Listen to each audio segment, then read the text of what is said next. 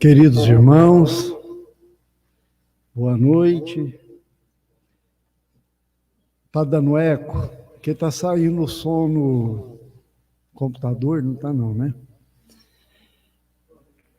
É com muita alegria, como sempre, aos domingos, nós nos reunimos aqui, em nome de Jesus, o nosso Mestre amantíssimo, sob o amparo dos espíritos amigos que nos assiste, nosso patrono espiritual, o senhor Eurípides Barçanufo, a quem sempre eu brinco, que é meu patrão. Então a gente vem para essa reunião aqui com muita alegria. E hoje a nossa alegria é dobrada, que estamos recebendo um grande amigo nosso aqui, Maxilânio, que sempre nos atende, fazer uma palestra para nós, principalmente nas comemorações do nosso querido INSEB. Então, nós, dia 23 agora, essa semana, completaremos 72 anos de existência, e nesse mês nós temos ressaltado que 72 anos a gente somente consegue imaginar o que acontece do outro lado do corpo físico, com essa equipe espiritual, o trabalho que tem. E também agradecer nossos diretores que iniciaram esse trabalho modestamente, sem pretensão de ter uma grande obra. Depois, outros diretores que deram continuidade. Nós temos aqui hoje a presença do Adilson, que já presidiu essa casa, o Lacerda, que já está aqui há muitos e muitos anos, sempre nos apoiando. Então, nós temos motivos para celebrar. Celebrar pelo trabalho que é praticado aqui nessa casa. Devemos ter algum mérito, porque se não tivéssemos mérito na espiritualidade, talvez essa instituição já não existiria. Porque nós nos perguntamos sempre, como que, com todas essas dificuldades, essa instituição está firme aqui, trabalhando com os seus diretores, os espíritos de Anápolis, os seus colaboradores, todos muito empenhados em manter a nossa instituição prestando um serviço na saúde mental, que é uma das expertises que os espíritas têm, que nós temos. Então, e a gente fica e estamos imensamente felizes de estar fazendo parte dessa comemoração de 72 anos. Então, nós vamos orar e nossas preces, nossos pensamentos serão de gratidão. Então, Senhor Deus, somos gratos pela existência. Jesus, Mestre amantíssimo, obrigado, Senhor, por insistir conosco, por estar presente em nossas vidas, embora não estejamos presentes nem sempre na sua vida. Querido Jesus, te rogamos que nos permita entrar no seu psiquismo divino, para que possamos preencher os espaços vazios de nossa alma, podendo sentir neste momento a alegria das pessoas que querem ser boas, justas, pessoas do bem. espíritos amigos, muito obrigado pela assistência constante em nossos dia a dia, nos intuindo, nos mostrando caminhos. E te rogamos, Mestre, que o Senhor possa envolver todos nós que estamos matriculados aqui nesse instituto, neste educandário, nos reeducando, e envolva os que estão nas enfermarias, no teu manto de amor e de luz, sejam encarnados ou desencarnados. E que assim seja, Senhor. Maxilane, a alegria é imensa em recebê-lo novamente, sempre disposto. Temos uma mudança, por favor, verifiquem se está dando eco ainda. Não? Que bom, graças a Deus. Boa noite a todas, boa noite a todos. Que a paz do nosso doce Rabi da humilde Galileia permaneça em nossos corações, hoje e sempre. E nós hoje queremos compartilhar, conjuntamente convosco, um dos enormes, grandiosos movimentos de Jesus entre nós. Quando, por incrível que pareça, ele dará ordens para que se acalme uma tempestade. E o improvável acontece. A tempestade é acalmada. Mas a pergunta é, como Jesus fez isso? Aqueles desprovidos do desejo de aprofundar a questão dirão que é milagre. E nós diremos, não é milagre. São todas leis que são explicadas pela doutrina espírita de maneira clara, de maneira inapagável. E é por isso que nós vamos pedir a permissão para retratarmos, tal como o evangelista nos trouxe, aquela passagem em que isso acontece. Está dito, e disse-lhes naquele dia ao cair da tarde, passemos para outra margem.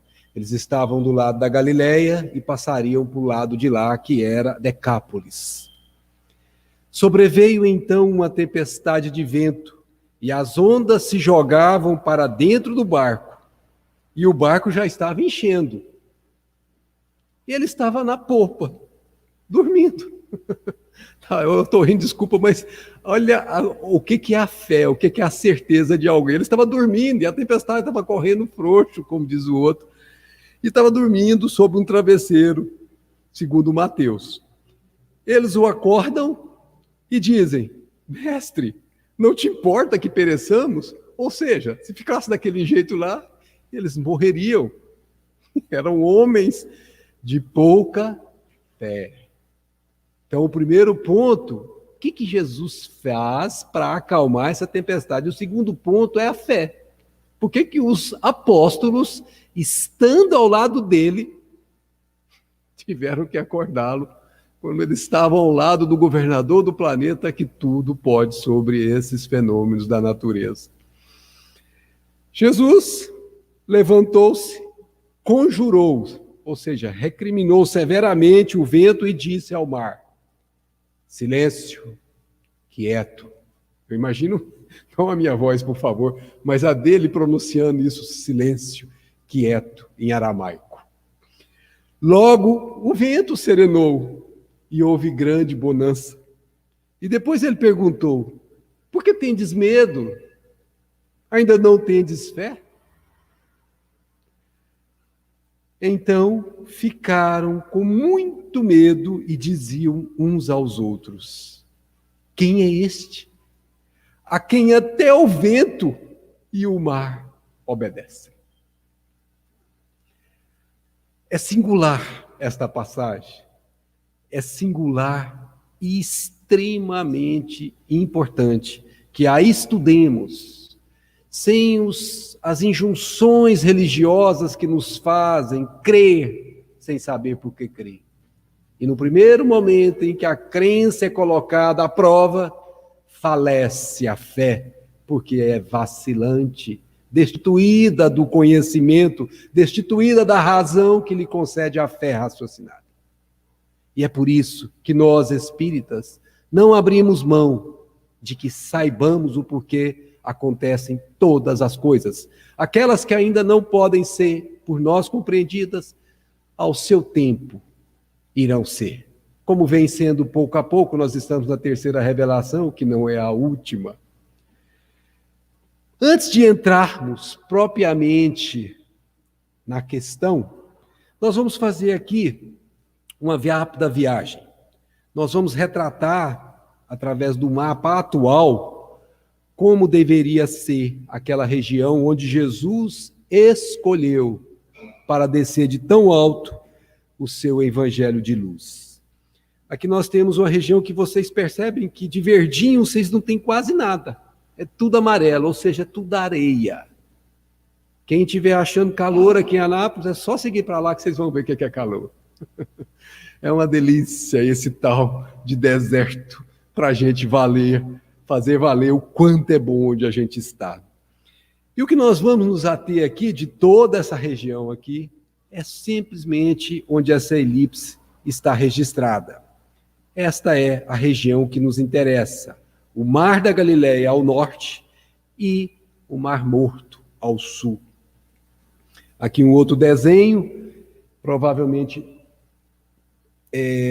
apenas para a gente retratar a época, o primeiro desenho atual e o segundo desenho, uma retratação do que seria a época de Jesus. Então, como vemos, tem Galileia ao lado, o vosso lado seria o esquerdo, e do lado direito nós temos Decápolis. E o que Jesus iria fazer? Atravessar da Galileia pelo mar, que nós chamamos aqui de mar, para chegar a Decápolis. E é interessante, nós não vamos estudar aqui, que logo quando ele chega em Decápolis, vamos ter aquela passagem incrível daquele homem que estava com um processo de obsessão severo, preso a algemas, ligado ao monturo, ligado ao cemitério, enfim, uma enormidade de aprendizados que simples passagem de Jesus para lá proporciona. Na verdade, esse mar, que nós colocamos aspas, é um lago de água doce, porque é o Rio Jordão que o abastece. E ele existe até hoje. E o Rio Jordão o abastece até hoje. O Mar Morto, que nós vemos ao sul, não é igual daquela época. O Mar Morto está evaporando-se a uma taxa incrível. E hoje, a proporção de sal que está exposto, onde antes era água, é muito maior do que há 2000 anos atrás. Isso nós estamos falando em termos geológicos. E é por isso que o que nos interessa aqui é nos atermos ao mar, entre aspas, da Galileia. Esse, entre aspas, mar da Galileia chamava-se Mar de Quinerete. Como é que nós sabemos disso? Através de números, registrado no capítulo 34, versículo 11. Mais tarde, conhecido como Lago de Genezaré, Lucas que apresenta esse termo. E ainda Mar da Galileia e Tiberíades. Então, nós temos aqui, em homenagem a Tibério, o nome dado a esse mar de água doce. Para que conheçamos um pouquinho da ambiência onde Jesus agia trazendo as boas novas, nós sabemos que esse mar é cercado de montanhas, exceto nos lugares por onde sai o Jordão.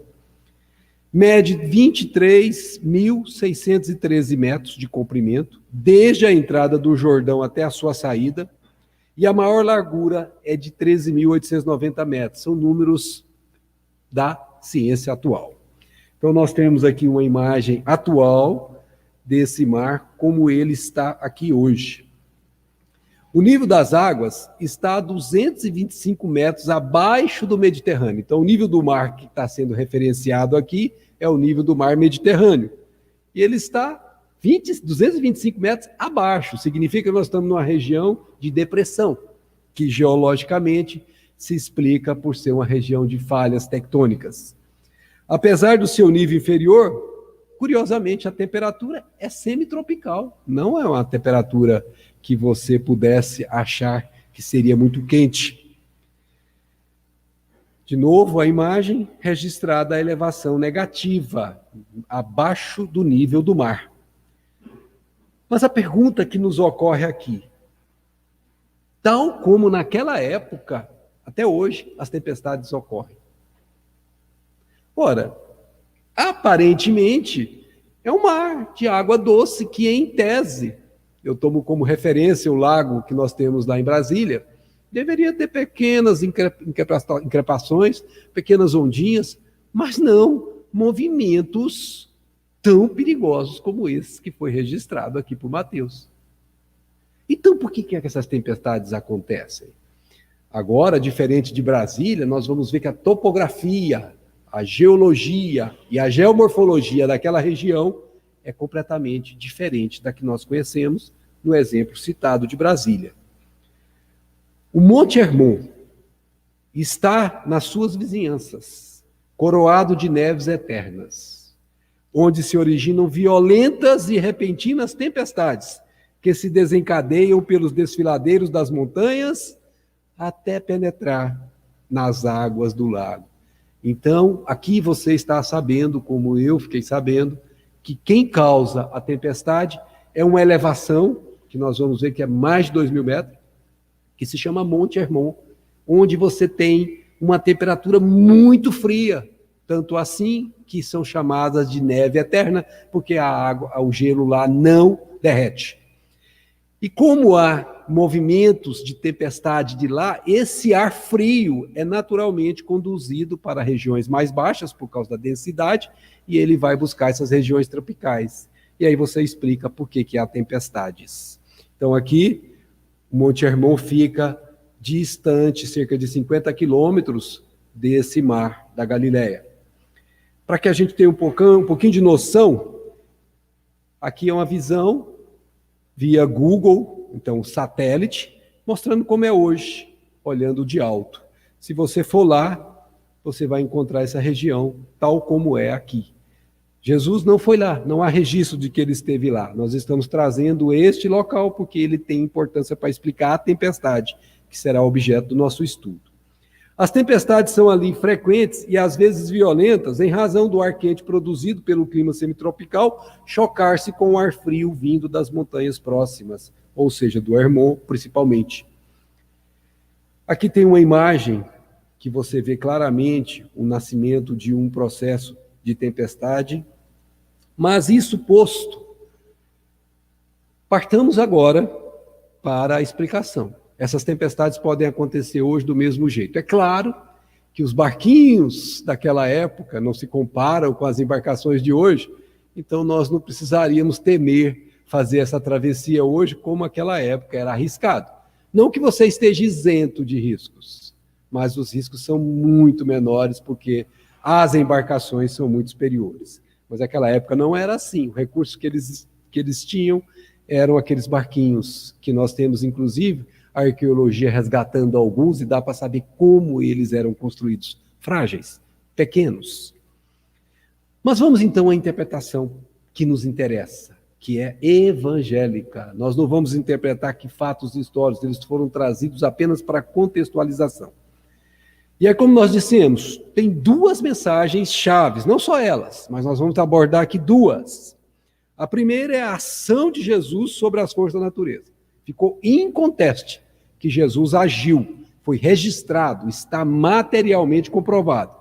A segunda refere-se ao valor da fé ou confiança no Messias divino, que faltou àqueles que estavam com Jesus dentro do barquinho. Então vamos dar uma olhada no primeiro. O primeiro é a ação de Jesus sobre as forças da natureza. E nós vamos ver que existem seres que atuam na natureza. Como assim, Max? Existem seres, entidades que cuidam dos fenômenos da natureza. Os fenômenos da natureza seguem, via de regra, as leis normais. Pressão, temperatura, essas duas variáveis determinam a frequência com que as tempestades acontecem, a velocidade dos ventos, a temperatura mais quente ou mais fria, tudo isso você explica meteorologicamente sem nenhum problema. Mas você não explica por que a tempestade foi apaziguada após o comando de voz de um ser que estava dentro de um barco. É claro que se algum de nós, estou falando por mim, for falar para a tempestade acalmar, quem vai acalmar sou eu, afogado no barquinho, né? Porque ela não vai me ouvir nem um pouquinho. Por quê? Porque me falta uma questão que a quem determinou acalmar a tempestade tinha, que chama-se autoridade, ascendência, elevação espiritual. Jesus é o ser mais perfeito que Deus ofereceu-nos para nos servir de guia e modelo. É o ser que tinha o maior recurso que alguém pode imaginar possuir-se uma vez na vida. Então vamos falar desses seres. E é Allan Kardec que estuda isso cuidadosamente, ele comenta: Jesus teria autoridade sobre os seres que cuidam da natureza, orientando-os a acalmar a tempestade. Portanto, seres que atuam na natureza é uma constatação da doutrina espírita. Vamos nos lembrar que, para a mitologia, antes da doutrina espírita, portanto, muito antes, havia espíritos ou deuses que cuidavam dos ventos, dos raios, da vegetação, etc. Quem tem um pouco de afeição pelo estudo dos filósofos gregos, principalmente, irão perceber que esses deuses tinham as suas atuações. Conquanto a mitologia, ali naquela mitologia existem verdades que não eram esclarecidas nem explicadas, mas reais. Dizem que onde há fumaça, há fogo. E se você não for aquela pessoa que rejeita antes de examinar, você perceberá que essa frase tem a sua validade. Allan Kardec, na questão 538, perguntou assim para os espíritos: formam categoria especial no mundo espírita os espíritos que presidem, que governam, que tomam conta dos fenômenos da natureza? Serão seres à parte, gnomos, por exemplo, ou espíritos que foram encarnados entre nós? E a resposta deixou-nos estarrecidos, que não entendemos de imediato. Estamos falando quando o livro chegou. Eles responderam assim, que foram ou que serão. Como assim? Serão seres à parte ou são espíritos encarnados entre nós? Que foram espíritos encarnados entre nós ou que serão? Como assim? Como assim? Seres que foram encarnados entre nós, eu sei que são humanos. E os que serão encarnados entre nós? O que eles são? Vamos avançar. A resposta transmitida está aberta, inclusive a outra reflexão, a de que tais seres poderiam não ser ainda humanos, encontrando-se na faixa de transição muito próxima da espécie humana, condição indicada nas tradições célticas, que transmitem a ideia da existência de elfos, duendes, fadas, gnomos, etc. Veja que a ideia estava entre nós, humanidade, desde há muito tempo. E aqui nós vamos entender um termo que se chama tudo isso de elementais. São seres que ainda não são humanos, mas estão caminhando para sê-lo. Nós vamos aprofundar um pouco mais nisso. Pertencem esses espíritos, perguntou Kardec na subpergunta seguinte, às ordens superiores ou às ordens inferiores da hierarquia espírita? Nós sabemos que existem espíritos mais impuros e espíritos mais puros, e entre os dois existe uma enorme escada de Jacó da vida de evolução. E Kardec pergunta, eles são espíritos inferiores ou eles são espíritos superiores? Isso é conforme seja mais ou menos material ou mais ou menos inteligente o papel que desempenham. Quando você tem uma empresa, por exemplo, alguém que se preparou intelectualmente para dirigir aquela empresa, e quando você tem naquela empresa alguém que não tem a preparação e que, se você colocar na direção da empresa, a empresa não irá adiante, é lógico que você não irá colocar jamais a empresa nas mãos de quem não tem o preparo. Aqui é semelhante. Há certas atividades nesse processo que precisam de braços, são braçais. Braços aqui, entre aspas. E há outras atividades que precisam de conhecimento, de determinação, de delineação de rumo, de gerenciamento, de governo, para que elas ocorram segundo um processo que é conhecido. E eles disseram, uns mandam, outros executam. E quando eu estava na empresa, a gente sempre ouvia, e quem tem juízo obedece. Aqui nós estamos brincando, mas é exatamente como acontece dentro de um mecanismo humano de comando.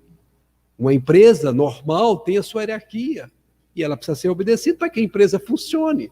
Quando você tem alguém que a desobedeça, quebra a harmonia da empresa. Isso precisa ser corrigido. Da mesma forma acontece nesses movimentos que estão fora da nossa alçada de entendimento humano. Os que executam coisas materiais são sempre de ordem inferior. Assim entre os espíritos como entre os homens. Não tem diferença. Kardec, então, vai perguntar na questão seguinte: os espíritos que exercem ação nos fenômenos da natureza operam com conhecimento de causa, ou seja, sabem o que estão fazendo, usando de livre-arbítrio, ou por efeito de instinto ou irrefletido impulso? Ou seja, eles têm consciência do que fazem ou fazem por impulso, fazem por instinto? Como a gente tem instinto de proteção, então a gente não pensa. O bebê, quando nasce, ele busca o seio materno sem que o digam para buscar. Ele sabe, é um saber que ele traz em si. Isso chama instinto. Ele está perguntando, esses espíritos, eles têm conhecimentos ou eles são automatizados? Uns sim, outros não. Então nós vamos dizer que tem uma escala de responsabilidades na condução dos fenômenos atmosféricos que estamos estudando.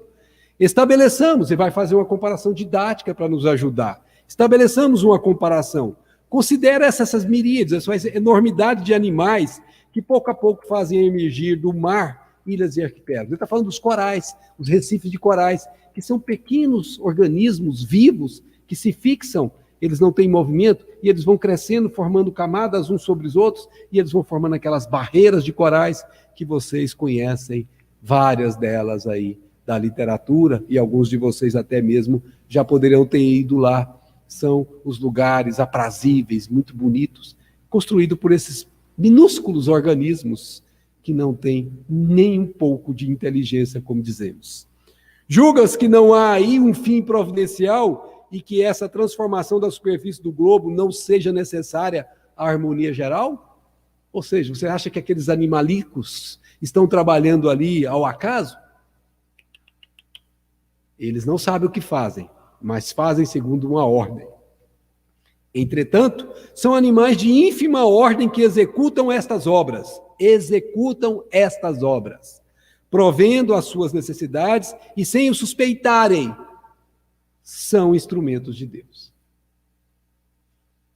Nós somos instrumentos de Deus.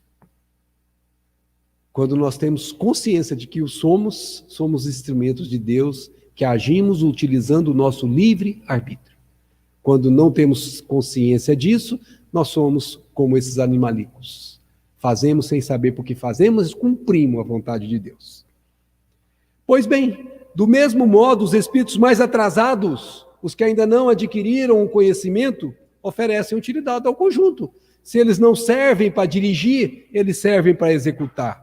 Enquanto se ensaiam para a vida, olha esse termo que nós grifamos em verde, ensaiam para a vida. Ou seja, são elementais que estão se preparando para se humanizarem e terem consciência de si mesmos, terem noção de que fazem parte de um todo, olharem para a água e ver o seu reflexo, como aconteceu em nosso planeta no início da sua formação dos humanos. Enquanto se ensaiam para a vida, antes que tenham plena consciência de seus atos e estejam no gozo pleno do livre-arbítrio, atuam em certos fenômenos de que inconscientemente se constituem os agentes. Numa escala evolutiva, com o passar do tempo, não o tempo humano, mas o tempo espiritual, eles primeiro executam. Mais tarde, quando suas inteligências já houverem alcançado um certo desenvolvimento, ordenarão e dirigirão as coisas do mundo material. Mas depois poderão dirigir as coisas do mundo moral. Vejam, são 3 níveis. Os que obedecem, os que mandam no âmbito das coisas materiais e os que mandam no âmbito das coisas espirituais ou morais. Com quem que Jesus falou? Já dá para desconfiar. Ele não deve ter falado com o serviçal. Quando uma empresa tem um principal nela, e esse nosso planeta é uma empresa nessa imagem, ele é o que comanda essa empresa. E aí se ela não der resultado, viu, gente? Ele vai nos pôr para trabalhar, porque essa empresa tem que dar resultado, e o resultado chama-se produzir. Produzir o quê? O bem. A nossa correia transportadora tem que transportar o bem nessa empresa, chamada Terra. Jesus, então, se reportou a esses que comandam o moral. E esses se reportaram aos que comandam o material, e aqueles outros executaram. Quieto, parou o vento. Imagina, obedece quem tem juízo, né? Imediatamente obedeceram. E aí conclui os Espíritos numa frase das mais emblemáticas que há no livro dos Espíritos. E é assim que tudo serve, que tudo se encadeia na natureza. Desde o átomo primitivo, não é o átomo de hidrogênio, é um átomo que nós nem conhecemos ainda na ciência, desde o átomo primitivo até o arcanjo, que também começou pelo átomo nas suas experiências, nas suas aquisições. O arcanjo que hoje nós vemos foi um elemental um dia. Você, eu, nós fomos elementais um dia. Passamos por essa fase, adquirimos a individualidade, adquirimos inteligência e estamos nos esforçando para poder adquirir moral. Nós estamos nos esforçando para adquirir o sentimento nas decisões e não só a razão.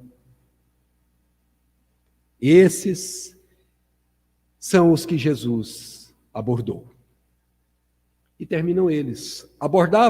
Admirável lei de harmonia, do qual vosso espírito limitado ainda não pode abranger o conjunto, ou seja, nós estamos na nossa escala evolutiva numa faixa muito restrita. Sabe aquele negócio que eles põem no cavalo, para o cavalo não se assustar com as coisas do lado?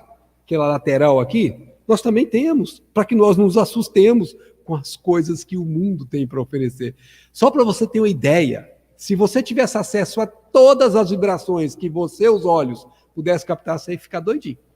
Se você tivesse acesso a tudo que você pode ouvir nas várias frequências de onda, você ia ficar doidinho.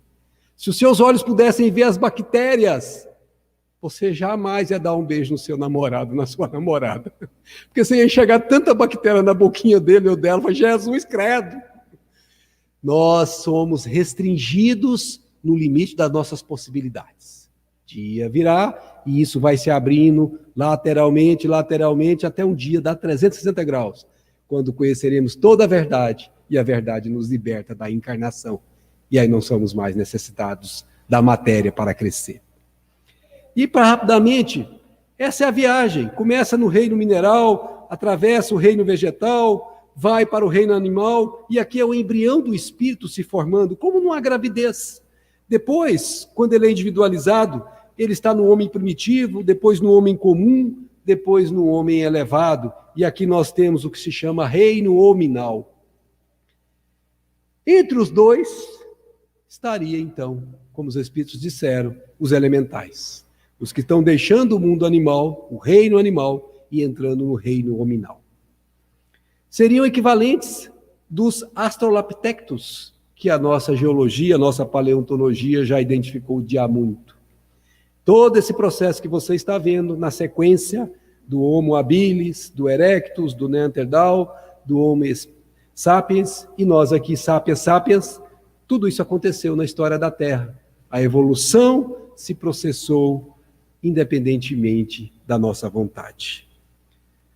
Não sabemos ao certo se aquela fase fez-se daquela forma como nós expressamos, mas sabemos que deve ter sido muito similar. Autoridade sobre os espíritos. Levantando-se, ele conjurou severamente o vento e disse ao mar: silêncio, quieto. Logo o vento serenou e houve grande bonança. Questão para explicar isso. A produção de certos fenômenos da tempestades, por exemplo, é obra de um só espírito ou muitos se reúnem formando grandes massas para produzi-los? Reúnem-se em massas inumeráveis. Então imagina, tem um que comanda, mas tem uma série, como se você tivesse um gerente, vários supervisores e vários executores. É a mesma coisa. O raciocínio é o mesmo. O nosso querido Eliseu Rigonati, um estudioso do Evangelho que já desencarnou e nos deixou uma obra magistral, ele diz assim: falanges de espíritos em evolução trabalham ativamente zelando pela manutenção dos reinos da natureza. O mineral, o vegetal e o animal. São todos os reinos.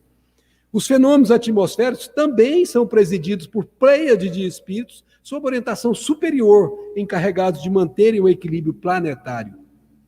Jesus aqui não fez milagre ao apaziguar a tempestade. Usou apenas de seu conhecimento das forças que regem o universo e de sua superioridade moral para ordenar aos orientadores invisíveis da atmosfera que fizessem cessar a tempestade. Então, com esse rápido movimento de entendimento que a doutrina nos proporciona, nós entendemos que Jesus conhece todas as leis que regem o planeta e nós ainda não. Mas tem a segunda parte. O barquinho está quase afundando. Jesus, acorda, socorra-nos, estamos morrendo. O senhor não se importa de morrer porque nós nos importamos. Veja só a tal da falta de fé. Eu estaria até desesperado se estivesse no lugar deles também naquela época. Allan Kardec comenta sobre isso. Jesus sabia de antemão que não havia um perigo real. E ainda que estivesse dormindo, o seu espírito permanecia ativo, tendo ciência de tudo, porque o espírito desdobra do corpo, ainda mais o de Jesus. Os discípulos deveriam confiar no Senhor, mesmo estando ele dormindo. Você, eu, nós, temos que confiar no Senhor, mesmo que não entendamos o porquê. Como nós não damos conta, nós temos que aprender a confiar. Aprender a confiar. A fé se desenvolve. A fé não vem gratuitamente. Não tem problema você hoje não ter a fé que você gostaria de ter, robusta. É natural que seja assim, porque é inerente ao estágio evolutivo de nosso planeta. Mas não é natural que você se acomode com o estágio evolutivo que você se encontra. Por quê? Porque em certas pessoas, a fé parece de algum modo inata. Uma centelha basta para desenvolvê-la. A pessoa nasce com aquilo nela. E aí um movimento que ela tem que passar por um testemunho difícil, você vê como ela reage. Essa pessoa não vacila, independentemente de ter estudado em qualquer escola religiosa, independentemente de ter religião alguma, aquilo nela é forte, poderoso, e ela enfrenta aquilo com gargalhadia moral. Essa facilidade de assimilar as verdades espirituais é sinal, diz Kardec, de anterior progresso. Agora, em outras pessoas, ao contrário, elas dificilmente penetram. Ou seja, a pessoa no primeiro testemunho, ai meu Deus, vou morrer, vou morrer, vou morrer. Ai, agora, meu Deus, estou com essa doença, meu Deus, meu Deus. E fica completamente inapto para agir por si mesmo, entregando-se ao medo. Essas pessoas que estão nessa categoria, é um sinal que elas têm as suas naturezas evidentemente retardatárias, ou seja, ainda não desenvolveram o que aquelas outras desenvolveram e já trazem nela. As primeiras já creram e compreenderam, trazem ao renascerem a intuição do que souberam. Então, estão com a educação pronta. Não tem que aprender mais sobre fé. Podem estar aqui para aprender sobre paciência, sobre abnegação, sobre calma. Mas não tem mais que aprender sobre fé, porque já são possuidores dessa virtude, que instalaram em si mesmos em pregressas experiências pelas quais passaram, que nós todos teremos que passar. Então não tem nada de aparentemente estranho, é muito claro. As segundas, ou seja, aquelas da fé vacilante, tudo tem de aprender. Estão com a educação por se fazer. Mas a pergunta é, como é que a gente desenvolve essa tal de fé? Tá bom, entendi, mas como é que desenvolve? Porque eu quero saber como é que desenvolve, porque eu quero ter fé. Tá bom? Vamos aprender com a doutrina. A fé necessita de uma base. Presta atenção, assim como você levanta um edifício, você tem que começar pela base. A fé também. Base que é a inteligência perfeita daquilo que se deve crer. Eu pergunto para você, você tem dúvida que o sol vai nascer amanhã?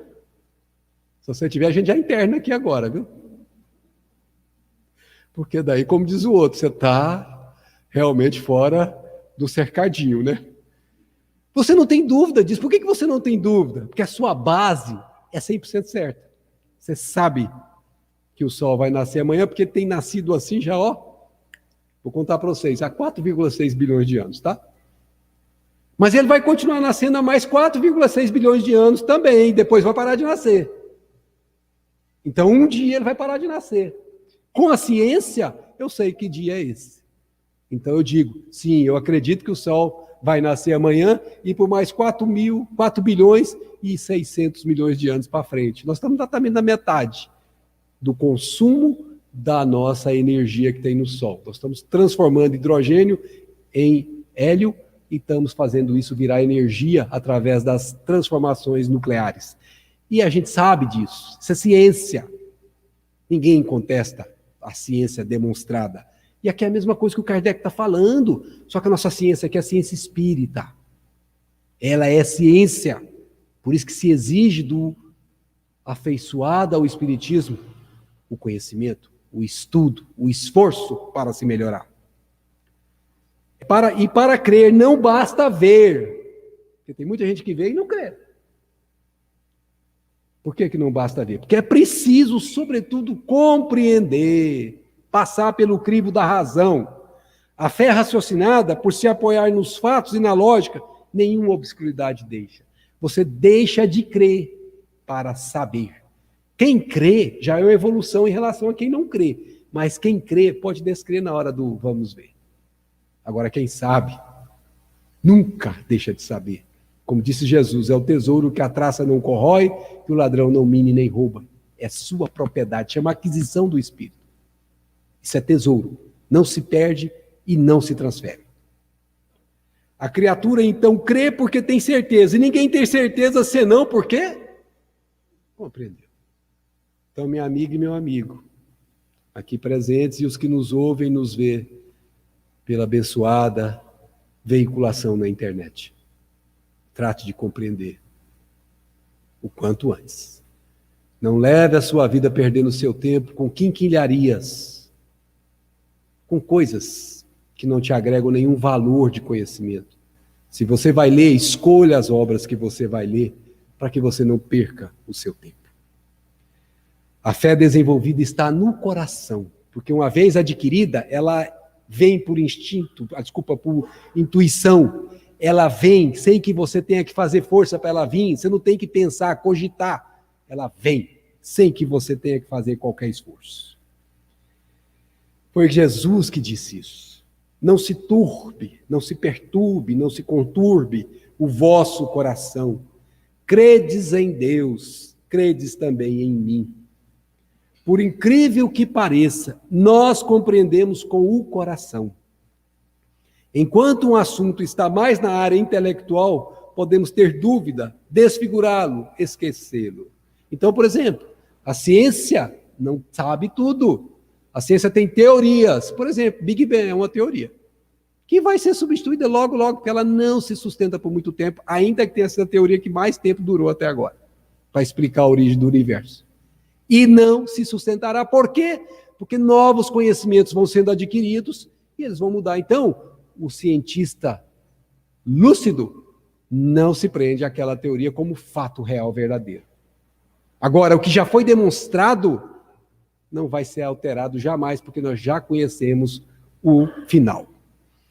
Quando o sentimos, a partir de então, podemos até nem ter condições de transmiti-lo, mas ele já se incorpora à nossa bagagem, ao nosso tesouro. Nós o trazemos com nós. Então, se você não porta esse tesouro ainda em você, não tem nada de errado. Significa apenas que você ainda não o adquiriu. Trate de adquiri-lo enquanto está a caminho, como disse Jesus. E para encerrarmos, vamos fazer algumas reflexões com o nosso querido Emmanuel.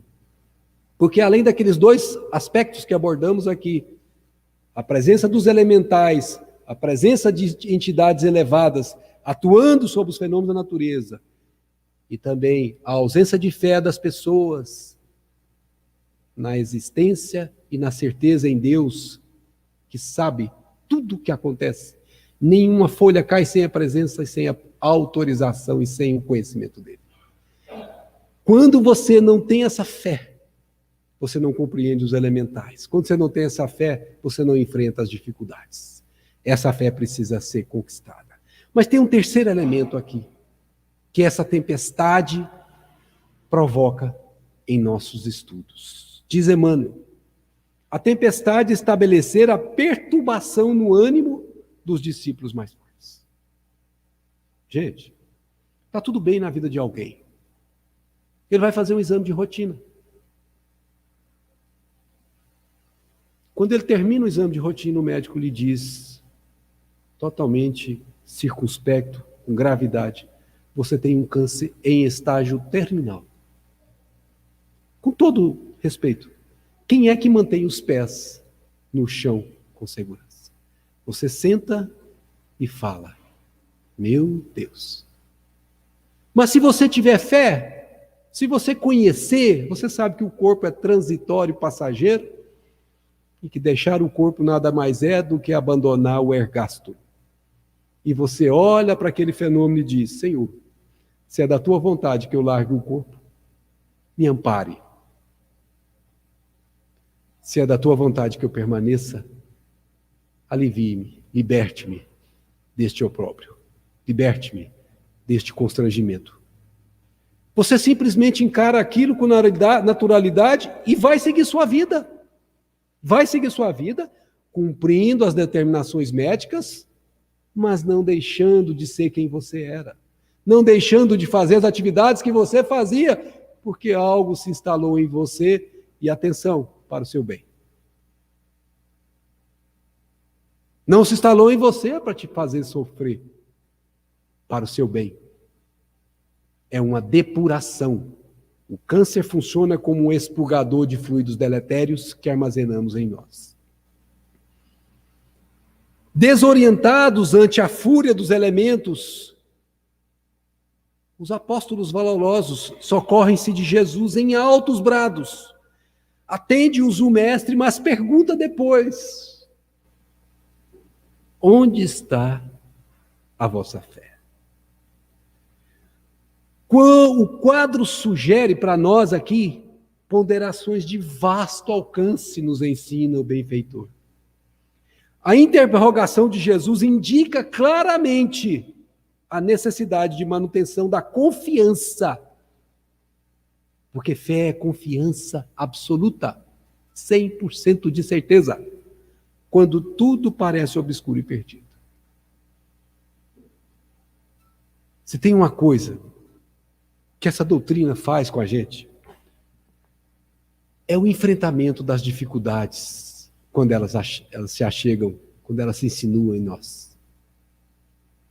Porque naquele momento obscuro e perdido, quando parece que você não tem nada que você enxerga à sua frente, que você não vê rumo, você se lembra que não ocorre acaso. E você adquire, sem perceber, uma paz íntima em que te permite fazer uma prece. E através da prece, aurir recursos que você não tem, que eu não tenho, que fazem você suportar o fardo que lhe compete, que sozinho não suportaria. Naquele momento você sabe que não está só, que o enfrentamento da obscuridade está sendo acompanhado. Em tais circunstâncias, para aqueles que não fazem isso, surge a ocasião da fé no tempo que lhe é próprio. Se há ensejo para o trabalho e descanso, plantio e colheita, revelar-se-á igualmente a confiança na hora adequada. Porque uma coisa, eu acredito no espiritismo quando está tudo bom. Mas quando chegar a hora adequada, diz Emmanuel, ninguém exercitará otimismo quando todas as situações se conjugam para o bem-estar. Ninguém vai se preocupar, tá tudo bem. Ai, Deus, o Senhor é muito bom para mim. Nossa, tenho tudo, tá tranquilo. Mas não é assim a vida toda. Qual de nós não passa por situações difíceis? É difícil demonstrar-se amizade nos momentos felizes. Por quê? Porque já estamos felizes. Mas aguardem os discípulos naturalmente oportunidades de luta maior em que necessitarão aplicar mais extensa e intensivamente os ensinos do Senhor. Então, quando a pessoa que é seu amigo se vê preso num presídio, você vai demonstrar se é o amigo dele ou não. Quando você não o abandonar. Não importa o que ele fez. Você irá, nessa hora, provar que ele é seu amigo mesmo. Ou seja, você irá abandoná-lo ou não, segundo esta provação a que fomos expostos. Sem isso, sem esses momentos difíceis, sem essas tempestades que chegam na vida de todos nós, no momento oportuno, seria impossível aferir valores. Você só prova o seu valor quando ele é chamado a ser provado. Você só prova que tem fé quando você está atravessando uma situação difícil e não se entrega.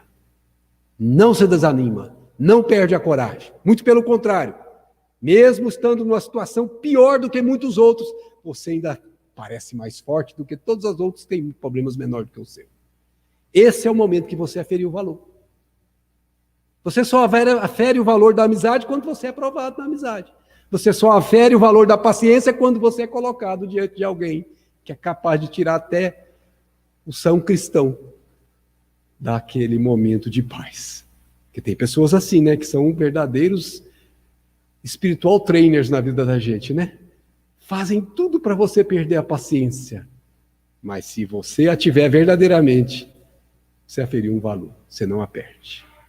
Ninguém a tira. Na atualidade dolorosa, inúmeros companheiros invocam a cooperação direta do Cristo. Senhor, socorra-me. Prece pelo meu filho. Estávamos agora numa live em que nós conversávamos sobre o Livro dos Espíritos, que amanhã completa uma data histórica. 1857, no dia 18 de abril, foi lançado essa obra-prima. 165 anos amanhã. Estávamos numa live e a quantidade de pessoas no chat, prece pelo meu filho, prece, ajuda, me ajuda. Nessa hora, a gente pede ajuda. E temos que pedir mesmo. Nós recebemos a ajuda. Pedi-se-vos-á, se vos será dado, disse Jesus. E o socorro vem sempre. Por quê? Porque é infinita a misericórdia celestial. Nenhuma ovelha ficará perdida do redil. Mas, vencida a dificuldade, esperem a indagação de Jesus. Onde está a vossa fé? Onde está a vossa fé?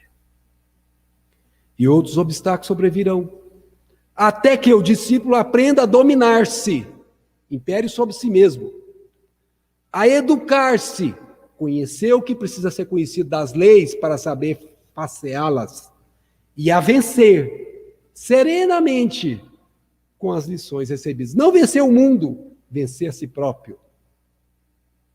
Serenamente.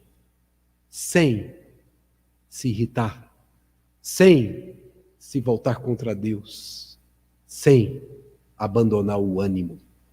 Por isso, minhas amigas e meus amigos, perguntamos com Jesus: por que tendes medo? Ainda não tendes fé? Façamos as reflexões íntimas cada um de nós, porque já temos suficientemente os conhecimentos para termos a fé inabalável. Muita paz a todas, muita paz a todos e muito obrigado por sua atenção.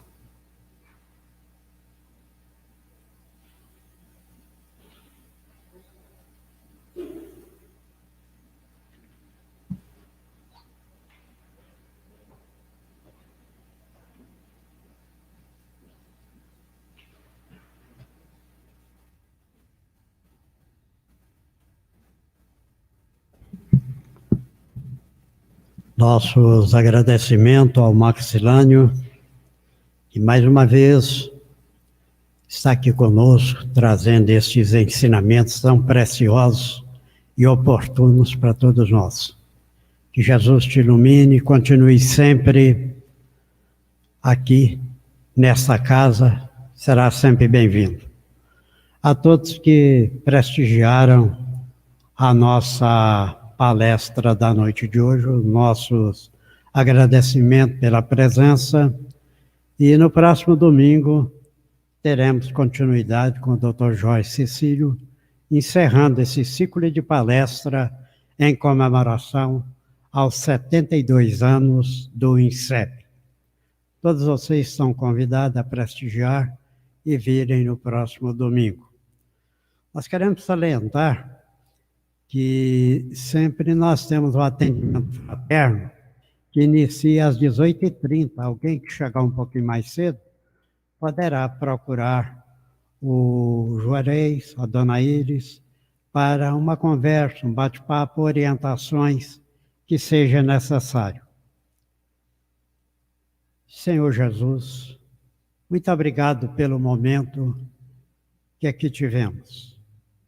Que possamos acalmar todas as tempestades que existem dentro de nossa vida, buscando na fé raciocinada e sincera tudo aquilo que possa fortalecer e nos encorajar perante a vida. Obrigado, meu Deus, por tudo que nós tivemos no transcorrer deste dia. Que as suas bênçãos recaia em favor de todos aqueles que estão lá na enfermaria, nos seus leitos, que sejam eles também merecedores e recebedores da assistência desta equipe de Eurípides Barçanufo. Abençoe a todos nós, a todos os nossos familiares e todos aqueles que não puderam aqui comparecer na noite de hoje, que sejam todos também recebedores das influências benéficas que o Pai doa a todos nós. Que Deus nos abençoe e aguardamos em uma nova oportunidade.